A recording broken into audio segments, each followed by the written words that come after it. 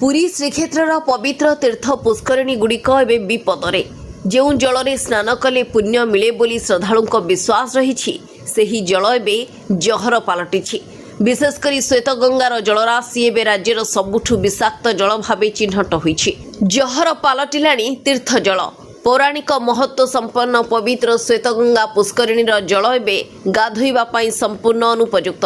National water monitoring programme report अनुसार श्वेतगंगार BOD स्तर 12 मिलीग्राम रे पहुंची। राज्यर 15टी प्रमुख ह्रद और पोखरी मध्य श्वेतगंगार पानी सबुठारु अधिक प्रदूषित बोली जଣାपड़ी। नजर पकाइबा पुरी रे थिबा विभिन्न जलाशयर बीओडी स्थिति उपरे। श्वेतगंगा 12.0 मिलीग्राम, इंद्रदम्न 6.5 मिलीग्राम, नरेंद्र सरोवर 6 मिलीग्राम, मार्कंड 5.5 मिलीग्राम, पार्वती सागर 5.3 मिलीग्राम। भुवनेश्वर बिंदुसागर रे बीओडी स्तर 2 रु कम रहिथिबा बेले पुरीर तीर्थ पुष्करिणी गुड़िकर एभली स्थिति चिंताजनक। श्रीक्षेत्रर तीर्थ पुष्करिणी गुड़िकर विकास पई 64 कोटी टंका खर्च होईछि, किंतु जलर गुणवत्ता फेरी नाही।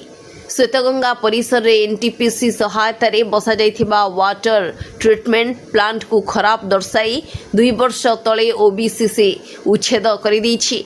फल जलराशि अधिक विषाक्त हेबारे लागिछि, जहाँ श्रद्धालुं चर्म रोगर कारण साजिछि। सेपटे पुरी विधायक एवं श्रीमंदिर परिचालना कमिटी एहाकु नै चिंता प्रकट करिसेंति। तीर्थ पुष्करिणीर सौंदर्यकरण तो हेला, किंतु श्रद्धालुं भावना सह जड़ित तीर्थजल केबे हेब स्वच्छ, ताहा एबे सबुठु बड़ प्रश्न।